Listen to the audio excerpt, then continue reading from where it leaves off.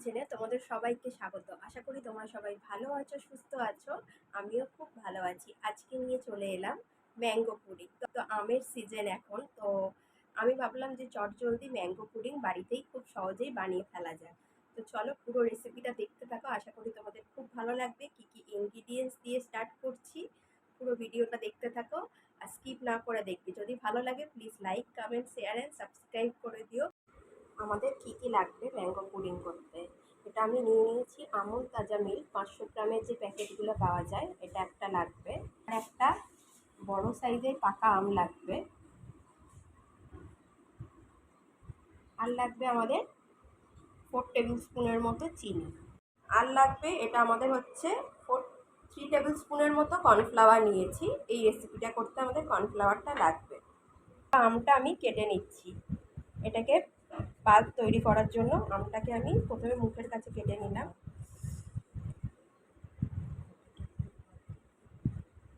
এবার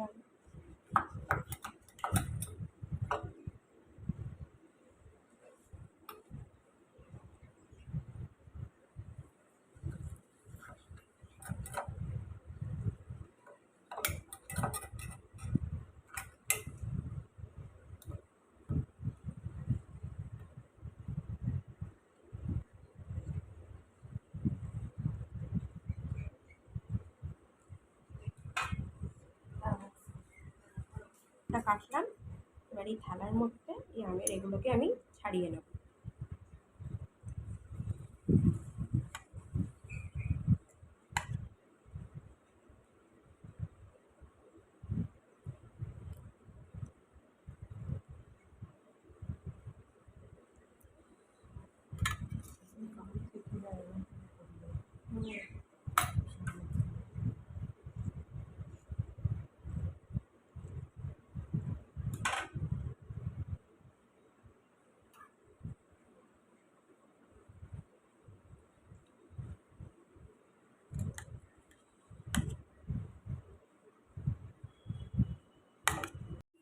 এবার দেখো আমি কড়াতে দুধটা ঢেলে দিয়েছি, প্যাকেট থেকে কেটে নিয়েছি।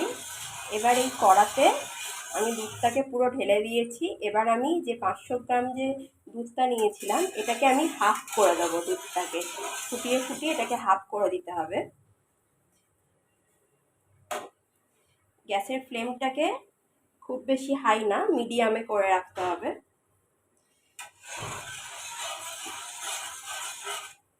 দুধটা বেশ ভালো করে গাঢ় করে ফুটতে হবে আর দুধটা পরিমাণটা হাফ হয়ে যাবে।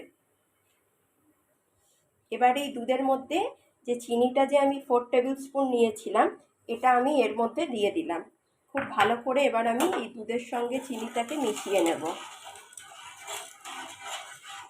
ভালো করে কনস্ট্যান্ট নাড়তে হবে যাতে চিনিটা খুব ভালো করে মেল্ট হয়ে যায়। ওই কড়া থেকে কিছুটা দুধ আমি তুলে রেখে দিয়েছি। এই কর্নফ্লাওয়ারটা দিয়ে আমি ভালো করে গুলে নেব। দুধটা একটু ঠান্ডা হয়ে যাবে, খুব গরম দুধে কিন্তু গোলা যাবে না। এটা মোটামুটি আঙুল ডোবানো যাবে এরকম দুধে দিতে হবে।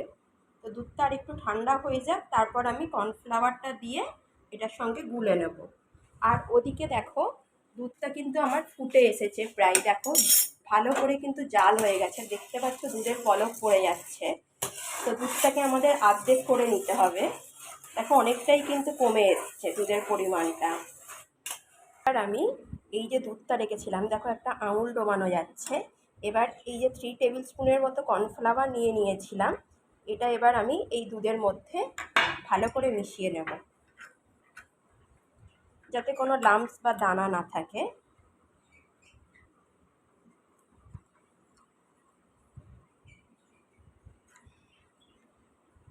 দেখো আমি গ্যাসের ফ্লেমটাকে অফ করে আমি পাখার তলায় কড়াটা কিছুক্ষণ রেখে দিয়েছি যাতে একটু ঠান্ডা হয়ে যায়। তারপরে আমি আমের পাল্পটাকে মেশাবো। কখনো গ্যাস জলাকালীন অবস্থায় কিন্তু আমের পাল্পটা মেশাবে না, তাহলে কিন্তু কেটে যাওয়ার ভয় থাকে। দেখো দুধটা ফুটে ফুটে মরে কিন্তু আমাদের থিকনেসটা কিন্তু এই রকম হয়ে গেছে আর অর্ধেকটা হয়ে গেছে। তাই জন্য আমি একটু পাখার তলায় রেখে দিয়েছি যাতে একটু ঠান্ডা হয়ে যায়। তারপরে আমি আমের পাল্পটাকে মিশিয়ে গ্যাসের ফ্লেমটাকে জ্বালবো।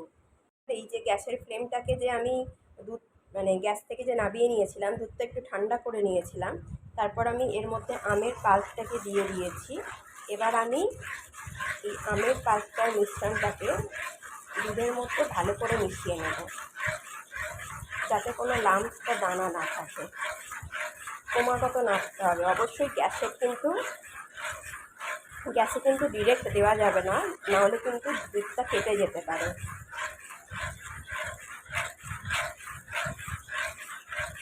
এই যাতে কোনো লাম্পস বা দানা কিছু যাতে না থাকে। আর অবশ্যই কিন্তু এটা ঠান্ডা অবস্থায় করতে হবে, গরম অবস্থায় কিন্তু একদমই করা যাবে না। দেখো আমের পাল্পটা কিন্তু দুধের মধ্যে খুব সুন্দরভাবে মিশে গেছে। কালারটা দেখেই তোমরা আশা করি বুঝতে পারছো যে খুব সুন্দরভাবে আমটা দুধটা দেখো মিশে গেছে।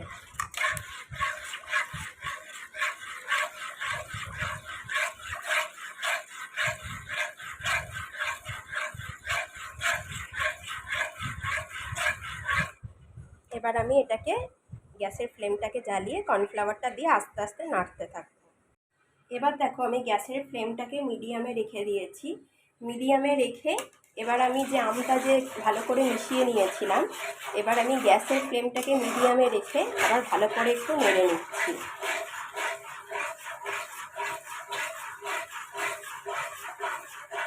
এবার এই যে কর্নফ্লাওয়ারটা যে গুলে দিয়েছিলাম, এবার এটা দুধের মধ্যে আস্তে আস্তে মিশিয়ে দিলাম। এবার এটাকে খুব ভালোভাবে নেড়ে নিতে হবে।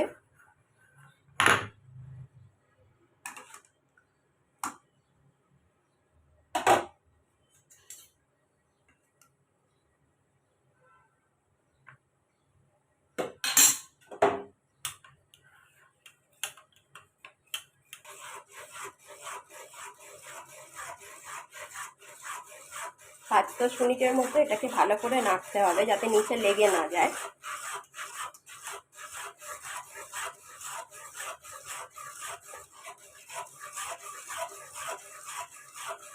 এই যে দেখো এরকম বুদবুদ করবে, দেখেছো বুদবুদ করছে।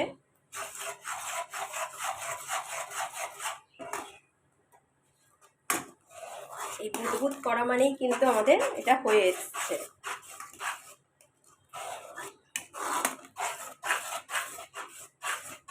এবার দেখো কাস্টার্ডটা আমাদের পুরো রেডি হয়ে, এই পুডিংটা রেডি হয়ে গেছে। এবার আমি এই যে দুটো মোল্ড নিয়ে নিয়েছি, এর মধ্যে আমি কিছুটা পরিমাণ এই যে বাটার, এই যে দেখো বাটারটা আমি এর গায়ে ভালো করে লাগিয়ে নেব, যাতে খুব সহজেই পুডিংটা হয়ে গেলে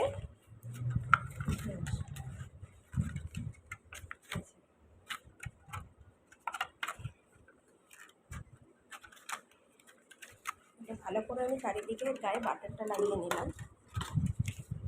আর একটা বাটির গায়েও এরকমভাবে লাগিয়ে নেব বাটারটা।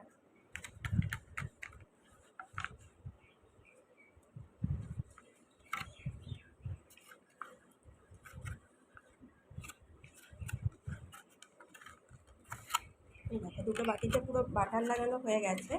এবার আমি এই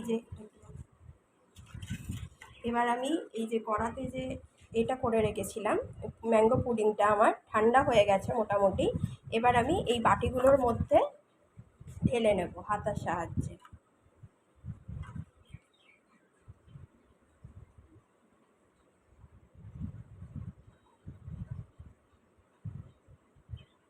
আর বাটিটাকে একটু ট্যাপ করে দিতে হবে, যাতে কোনো বাবলস না থাকে। এই যে এরকমভাবে সেট করে এটাকে ফ্রিজে রেখে দিতে হবে, নর্মাল টেম্পারেচারে, ডিপ ফ্রিজে একদমই না। এই বাটিটাকেও সেমভাবে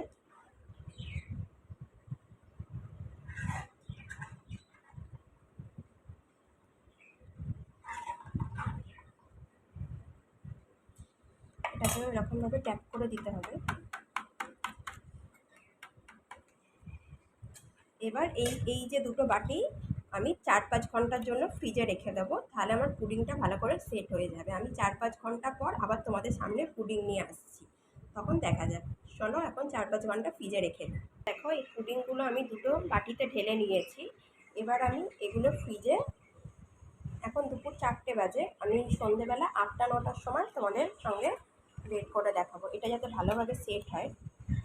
দেখো এটা আমি ফ্রিজে রেখে দেবো। এবার ফ্রিজটা খুলি, নাহলে এক হাতে করা যাবে না। এবার দেখো আমি নর্মাল টেম্পারেচারে রাখা ফ্রিজে আমি রেখে দিলাম।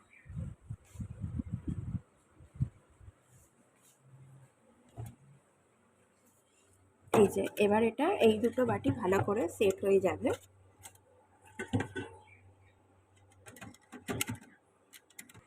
পুডিংটা দেখো 4-5 ঘন্টা আমি ফ্রিজে রেখেছিলাম। এবার আমি এই সাইড দিয়ে দেখো